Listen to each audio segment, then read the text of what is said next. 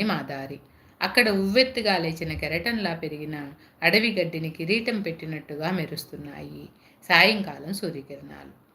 అద్భుతమైన ఆ దృశ్య సౌందర్యానికి మేం ముగ్ధులమై నిలబడిపోయాం. ఇంతలో ఆ పొలంలో మాకు కొద్ది గజాల దూరంలోనే మా గురుదేవులు ప్రత్యక్షమయ్యారు. ఎవరు? లాహిరి మహాశయులు.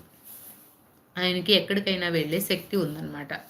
శిష్యుడు తలుచుకోంగల్లోనే ఈ లాహిరి మహాశయులు ప్రత్యక్షమయ్యే వాళ్ళని అప్పట్లో చాలా కథలు చెప్పేవాళ్ళనమాట. భగవతి బాబు, మీ కింద పనిచేసే ఉద్యోగి విషయంలో మీరు మరీ కఠినంగా ఉన్నారు అన్నారాయన.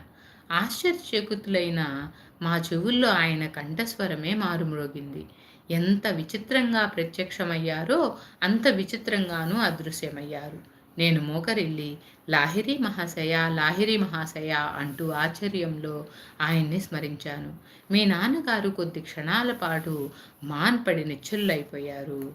అవినాష్ బాబు, సెలవు నీకివ్వడమే కాదు,